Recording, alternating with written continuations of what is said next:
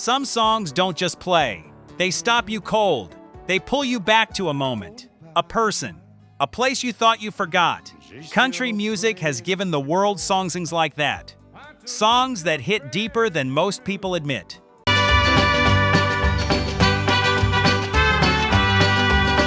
But here's the thing. Most fans get wrong the biggest hits aren't always the greatest songs. Some of the most powerful country songs ever recorded never topped a chart.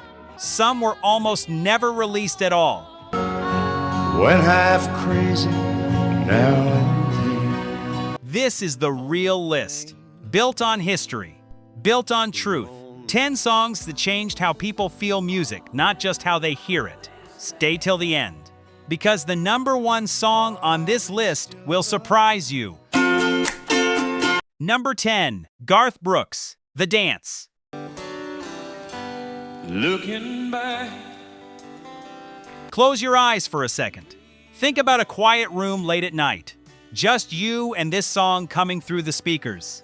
That's what The Dance feels like. It doesn't hit you loud. It sneaks up on you slow.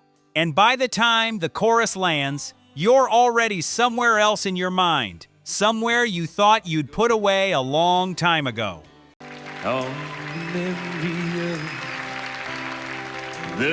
This song came out in 1990, produced by Alan Reynolds and released on Capitol Nashville.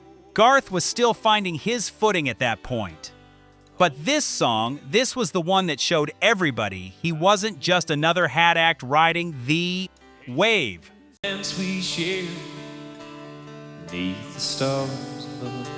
On the surface, it sounds like a love song. And it is. But it's really about something much bigger. It's about accepting loss. About saying even knowing how it would end, I wouldn't have missed it. That is a heavy thought wrapped inside the softest melody you've ever heard. And for a moment, no. The song was written by Tony Arata, and it actually sat around for a while before Garth stumbled across it. When he did, he knew immediately, recorded it. And it went to #1 on the Billboard Hot Country Singles chart. The music video featured real people who had died chasing their dreams, legends, heroes, ordinary people who gave everything. That video took the song to an entirely different level.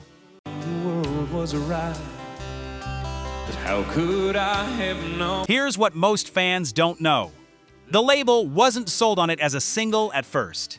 Someone in a conference room almost let this song go unheard by the world. Let that sit with you for a second. And over time, as pop country took over in the late 90s and then bro country flooded the airwaves, The Dance got quietly buried under louder, flashier things. It's still respected. That you'd ever say goodbye. But it doesn't get talked about the way it should. Because this is not just a country song. This is a life philosophy set to music. And the next song on this list goes even deeper straight into the kind of pain most of us spend our whole lives trying to avoid. And now, I'm glad I didn't know. Hey, if you're enjoying this deep dive so far, smash that like button. It helps more than you know. Now let's keep going. Number 9, Brad Paisley and Alison Krauss, Whiskey Lullaby.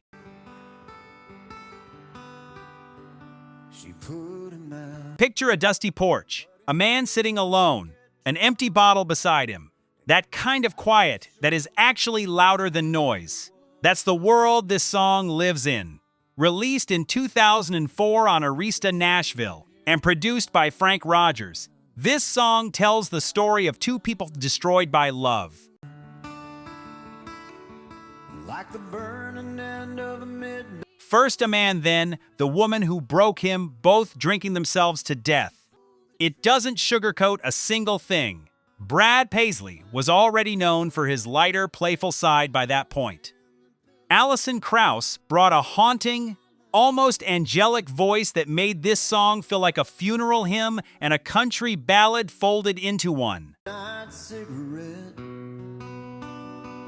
She broke his heart. Together, they created something that does not let go of you.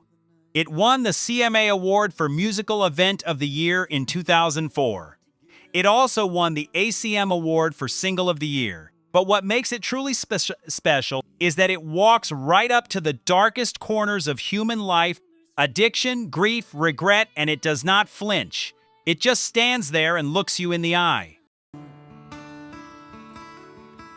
He spent his whole life trying. Here's a fun fact most people miss. The song was written by Bill Anderson and John Randall. Now, Bill Anderson had been writing hits in Nashville since the 1960s. He was already a living legend. And yet this song, written when he was in his late 60s, might be the most emotionally devastating thing he ever put to paper. Trying to forget. That says something about what time and life experience can do to a songwriter. The sad truth is that as radio moved toward bro country through the late 2000s and into the 2010s, songs with this kind of weight became harder to find on mainstream playlists. The stations wanted energy, party anthems, tailgate songs. Watched him drink his pain away a little at a time. And Whiskey Lullaby got quietly pushed to the back of the shelf. But for anyone who has ever lost someone to their own pain, this song still hits, like a punch to the chest. And if you think that one was heavy, the next song on this list carries an entire generation on its shoulders. Hello, I'm Johnny Cash. If you love real country music and the stories behind the legends, make sure you subscribe to Country Lore. This channel is for people who truly appreciate the roots of country. Many of these country legends are slowly being forgotten, but their stories deserve to live on. By subscribing, you're helping keep their music and legacy alive for the next generation. And if these songs bring back memories for you, do me a favor and hit subscribe. It's completely free, and it helps us continue sharing the classic country stories that made this music so special. Every story you see here takes hours of digging, piecing together history, and bringing forgotten moments back to life. If you'd like to support that work, you can become a channel member. It's just the cost of a cup of coffee, but it helps us keep these stories alive, and for that, we're grateful. Number 8. Loretta Lynn, Coal Miner's Daughter.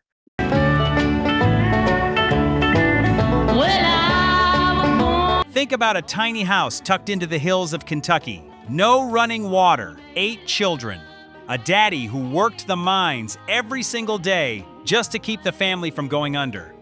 That was real life for millions of Americans.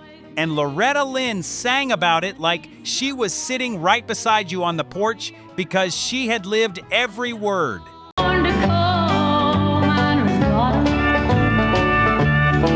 Released in 1970 on Decca Records and produced by the legendary Owen Bradley, one of the greatest producers Nashville has ever seen, this song was pure autobiography. Loretta didn't invent a character. She sang about her own childhood. In a cabin on a hill in Butcher Holler. Her own daddy, her own dirt poor, love-rich upbringing in Butcher Hollow, Kentucky. It went to #1 on the Billboard Hot Country Singles chart. And it became something much bigger than a hit record. It became a declaration. We were poor, but we had love. A statement that working-class stories matter. That a girl from the hollows of Appalachia, something worth saying to whole world, and the world had better listen. Here's what makes this even more remarkable. That's the one thing that Daddy made sure of. Loretta wrote this song herself. At a time in Nashville when most women were handed material by publishers and told to sing it, Loretta Lynn was telling her own story in her own words. That was revolutionary. A lot of the Nashville establishment genuinely did not know what to do with her. Shovel coal to make a poor man's dollar. As the decades passed, the song became so tied to Loretta's identity that people almost stopped hearing it as a song. It became background music at tributes, an entry in a biography, something people nodded to without really sitting with. My daddy worked all night in the plant. And that is the quiet tragedy of legacy. Because when you really listen, every word, every verse, you realize this is one of the most perfectly constructed country songs in the history of genre. Number 7. Johnny Cash, Sunday Mornin' Comin' Down. Well, I woke up Sunday morning with no way to hold my head. Imagine walking down an empty street on a Sunday morning, hungover, alone. Everyone else is in church or sitting with their family at the breakfast table. And you are the man standing outside of all that, watching life happen through a window that was never yours to open. That didn't hurt. That is this song. The song was written by Kris Kristofferson, a former Rhodes Scholar, Army helicopter pilot, and part-time janitor at Columbia Recording Studios, who was just trying desperately to get his songs heard by someone who mattered. And the beer I had for breakfast. He wrote this as a raw, almost confessional piece, the kind of writing that only comes from a man who has genuinely felt what he's describing. And then Johnny Cash chose to perform it live on national television at the 1970 Country Music Association Awards, without warning the producers ahead of time. Wasn't bad, so I had one more for dessert. They wanted him to sing something else.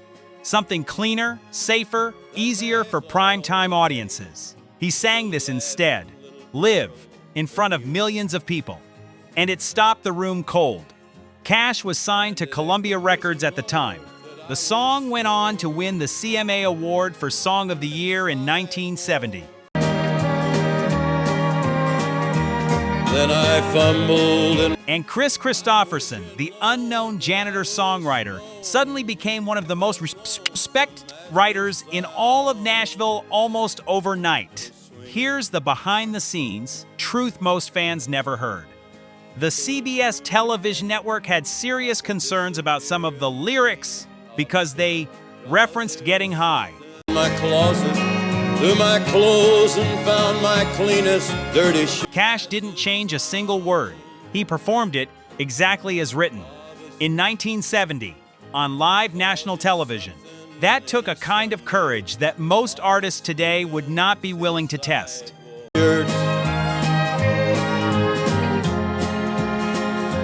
Over time, the bigger Cash songs, the more famous ones, dominate the conversation. But this one, this lonely, aching Sunday morning walk through an empty world, might be the most honest thing Cash ever stood up to sing. Number 6. Dolly Parton, I Will Always Love You.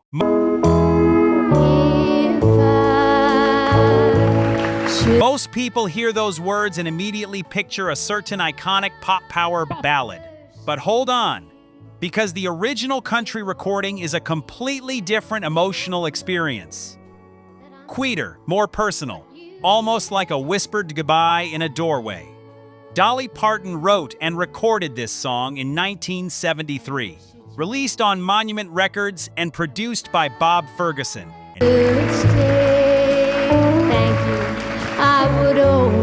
Here is what most people get completely wrong about this song. It is not really a romantic love song, not in the way most people assume. Dolly wrote it for her business partner and mentor, Porter Wagoner.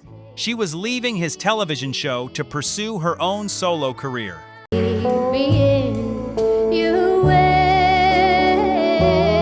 He did not want her to go.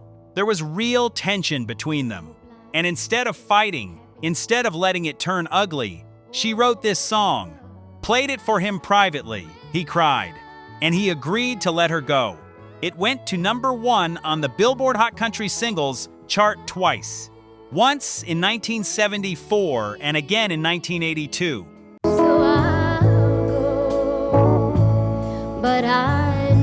Very few songs in any genre can say that. Here is the fun fact that belongs in every music history classroom. Elvis Presley wanted to record this song. His manager, Colonel Tom Parker, informed Dolly that if Elvis covered it, he would need to own half the publishing rights. Dolly said no.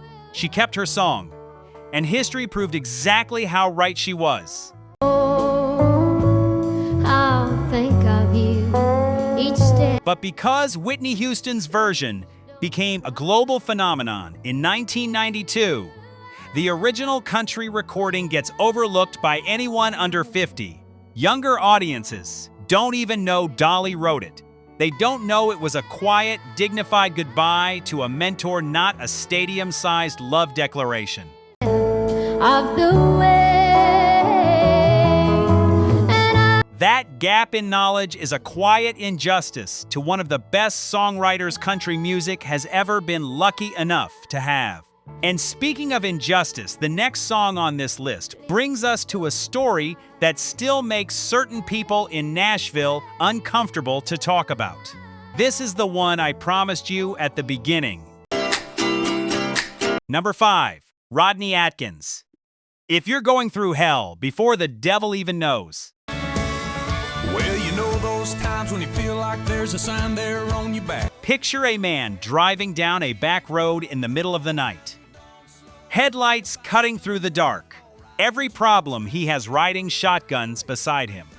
And the radio comes on with something that sounds exactly like what he's carrying inside. That's this song. Says I don't mind if you kick me, seems like everybody has.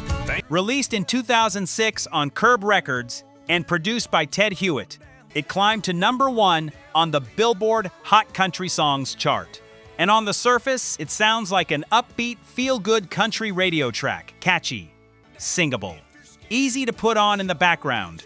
But dig a little deeper, and you find something real underneath it. Things go from bad to worse, you think they can't get worse than that, and then they do. The song is about pushing through hard times, about not stopping when life goes dark on you, about the idea that if you just keep moving, if you refuse to let the weight stop your feet, maybe you come out the other side of it. It's a simple message, but it lands completely differently, depending on where you are in life when it finds you. You step off the straight and narrow. Atkins wasn't a superstar. He was a working artist. And this song connected with everyday people in a way the industry didn't fully understand. Farmers, truckers, single parents, veterans, people going through things they couldn't explain to anyone. People who just needed a song that said, keep going.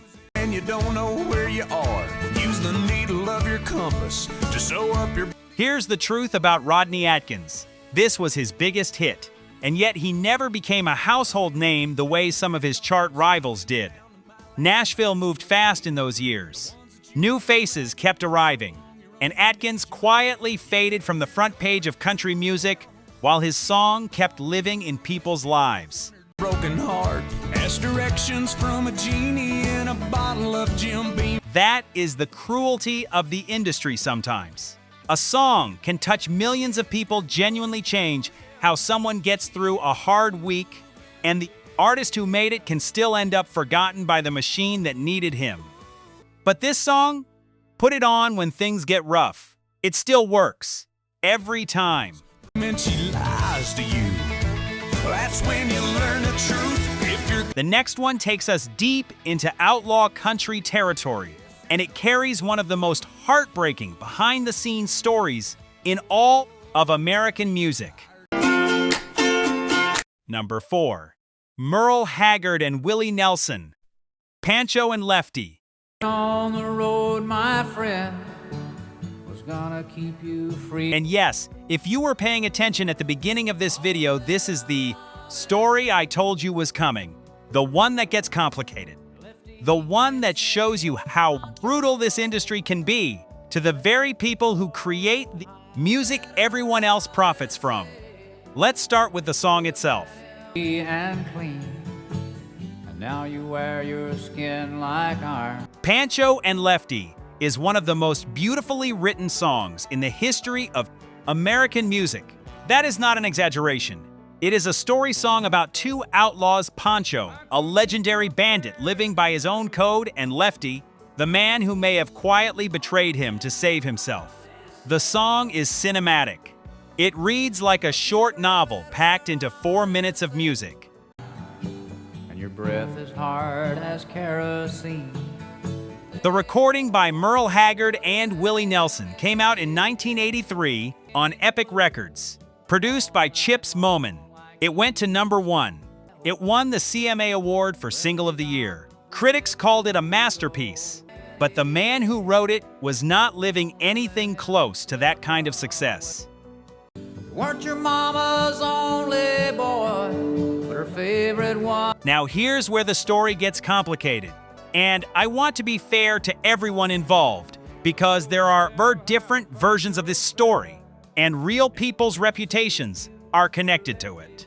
The song was written by Townes Van Zandt, a Texas songwriter of extraordinary, almost otherworldly talent. On it seemed, she began to cry. He was writing songs in the 1960s and 70s that musicians and critics would later describe as some of the greatest American compositions ever put to paper. Pancho and Lefty was his, written from his imagination, from his mind and his vision. But Townes had a complicated life. He struggled deeply with alcohol. When you said goodbye. With his mental health, with money, and at some point, the exact circumstances depend on who you ask and which account you believe he signed away a significant portion of his publishing rights. In interviews over the years, Sank into your dream. others have said he needed the money badly enough that he felt he had no real choice in the matter. There are different versions of the story, and the full truth probably lives somewhere in the space between all of them. What we know for certain is this. Pancho and Lefty reached #1 in 1983, when two of country music's biggest legends were celebrating a chart-topping hit. Pancho was a bandit boy. Townes Van Zandt did not see the kind of financial reward that most people would assume would go to the man who created it. He remained largely outside the spotlight, outside the celebration. He kept writing. He kept performing for the people who found him and loved him, the way devoted fans always find the real ones. His horse was fast as polished steel. He wore his gun. He built a reputation as one of the true poets of American music. But the financial security that should have come with that never really arrived. Townes Van Zandt died in 1997. He was 52 years old. Outside his pants, for all the honest world. There are different ways to feel about that story. Some people point to the business practices of that era and say it was simply how publishing worked, and artists of all backgrounds navigated those same pressures. Pancho met his match, you know. Others look at it and feel something much darker. Something that speaks to how the industry treated artists who existed outside the Nashville mainstream, who didn't have the right management or the right protection around them. Songs that get celebrated and the people who truly create them is something worth sitting with long after this video ends. Townes Van Zandt deserves to be spoken about with the same reverence as any legend in this genre. Nobody heard his dying word. If you have never listened to his original recording of Pancho and Lefty, do that after this video. Hear what a man with real pain and real genius sounds like. Oh, but that's the way it goes. The next song is one of the most covered, most quoted, most referenced country recordings of the past 60 years. And yet most people have never heard the real story behind where it came from. #3, Johnny Cash, Ring of Fire. Love. You hear those horns, that rolling rhythm. that voice, and something in you just stands up straight. Ring of Fire has that effect. It has had it since 1963, and it has not faded a single day. Released on Columbia Records in 1963 and produced by Don Law, the song sat at #1 on the Billboard Hot Country Singles Chart for 7 weeks. 7 weeks. Is a burning thing. It crossed over into the pop charts. It became one of the defining recordings of the entire 20th century. One of those songs that belongs to no single genre because it belongs to everyone. The lyrics are about falling in love but not gently, falling hard, falling into something that burns and pulls you under, and you cannot stop it. And it makes a fiery ring. Even though part of you knows it might consume everything you thought you were. That is not a radio love song. That is a confession. Here's the story most people think they know but usually get half wrong. The song was co-written by June Carter, the woman Johnny Cash was falling in love with at the time. Bound by wild desire. Here's the part that makes it hit differently. She was married to someone else when she wrote it. He was married to someone else. They were in a situation that was complicated and painful and impossible to explain to the people around them. And June wrote this song about exactly that, about being pulled towards something she couldn't resist and wasn't supposed to want. I fell into a ring of... The mariachi-style horns that opened the record, Cash heard them in a dream. He woke up and told his band to figure out how to recreate that sound in the studio. They thought he had lost his mind, but he hadn't. He was right. Fire. I fell into a... Over time, Ring of Fire has appeared in commercials and films and parodies and tribute shows and television soundtracks. And all that overexposure has made some listeners numb to what it actually is underneath all of that. Strip everything away. Just listen to the words. Burning ring of fire. I went down, down, down, and the flames... It is a love story told with the weight of a warning. And the song we're about to talk about at #2 most serious country fans will tell you it is the greatest country song ever recorded. And honestly, they're not wrong. #2, George Jones. He Stopped Loving Her Today. He said, I'll love you. If you have spent any real time in country music, you have heard this song described as the greatest country song ever made. And the honest truth is that it is genuinely difficult to argue with that. Till I die. Released in 1980 on Epic Records and produced by Billy Sherrill, one of the smartest producers the Nashville Sound ever produced, this song tells the story of a man who loved a woman his entire life and never stopped. Not when she left him. Not when years turned into decades. Not when he got old and frail and the world moved on without him. She told him, forgetting time. The only moment he stopped loving her, the only one, was when he died. That is the entire song. That is what it is. And it is completely devastating from the first word to the last. Here's the behind-the-scenes truth. George Jones almost didn't record it. I watched the years pass slow. He was in one of the darkest stretches of his personal life, at that point struggling with alcohol, dealing with professional chaos, in no shape emotionally to sit down and deliver a performance like this one. His producer, Billy Sherrill, had to push him hard just to get him through the door. She still prayed. Jones himself didn't believe in the song. He called it a morbid old song, in interviews something too slow, too strange, too dark for radio. He genuinely thought it would go nowhere. He was spectacularly wrong. It hit #1. It won the CMA Award for Single of the Year in 1980. On his mind, It kept And then it won again in 1981. Back to back. That had never happened before. And it gave George Jones something felt a second life at a moment when a lot of the industry had quietly started writing him off. her pictures on his wall.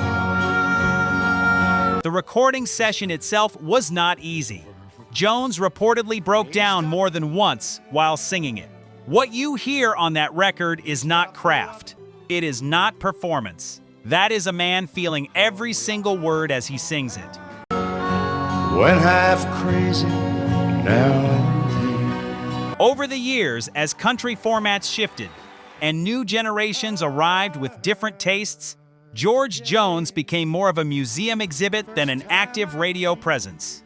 Younger listeners know his name, but not all of them have truly sat with this song, really let it run from start to finish in a quiet room, and allowed it to do what it was built to do. Ah, but he still loved her. Do that. Find a quiet night. Play it through headphones, and you'll understand why it has been called what it's been called. And now we have reached number 1. I told you at the very beginning of this video that the song at number 1 would surprise you, that most people wouldn't see it coming. I meant every word of that. Through it all, kept hoping she. Because the greatest unskippable country song, the most powerful one on this entire list, was not born in Nashville. It was not written by a country artist. And when it first arrived, some people in the country world were not entirely sure they even wanted to claim it. But time has as a way of settling every argument. Hello, I'm Johnny Kaye.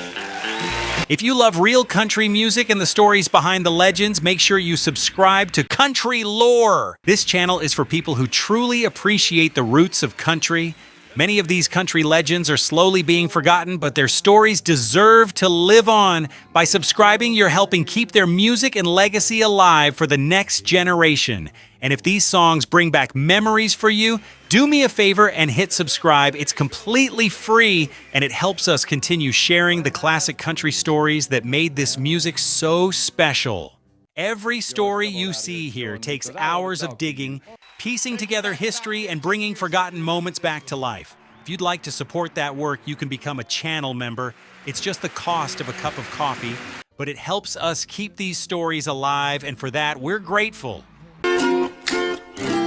Number 1. Johnny Cash, Hurt. 70-year-old country legend, covering a 9-inch Nails track produced by Rick Rubin and released on American Recordings through Lost Highway Records. It sounded unlikely on paper, and then the video came out. The music video for Hurt is considered by critics, fans, and filmmakers to be one of the greatest music videos ever committed to film. What it shows is simple. Cash old now, frail, hands that had lived an entire century of hard life singing about regret, addiction, pain, and the quiet approach of death. June Carter Cash, watching him from across the room with eyes that carry everything they had been through together. Old photographs and film clips from his entire life and career playing across the walls behind him. June Carter Cash died 4 months after that video was filmed. Johnny Cash died 4 months after that, both of them gone in the same year, 2003. When you know that when you truly understand what you are watching, the song becomes something entirely beyond music. It becomes a document, a testimony. Final honest statement from one of the greatest artists this country ever produced. Trent Reznor, the man who wrote the original song, watched the Cash video and said something that has stayed with people ever since. He said it felt as though Cash had taken the song away from him, that it now belonged to Cash completely and entirely. That is the highest possible thing a songwriter can ever say about someone else's version of their work. The song was not a massive country radio hit. Radio stations didn't know how to slot it, didn't know how to categorize it or explain it to audiences between commercials. It lived in a space that crossed every boundary, country, rock, folk, Americana, and it belonged to all of those categories and none of them at the same time. It was nominated for a Grammy for Best Short-Form Music Video. It won CMT's Video of the Year, which was remarkable for something so unconventional, so uncomfortable, so completely outside the normal boundaries of what that channel celebrated. And here is why it sits at #1 on this list. Because Hurt does exactly what the very best country music has always done. It tells the truth without flinching. It does not dress the truth up or soften its edges for the people listening. It puts you in a room with a man at the end of his life, looking back at everything he was and everything he did and everything he lost, and it asks one quiet, terrible, beautiful question. Did any of this matter? That has always been the question at the heart of real country music. It was always about standing in front of something true and being honest enough to sing it. And no song in the last 50 years has done that more powerfully, more honestly, or more permanently than this one.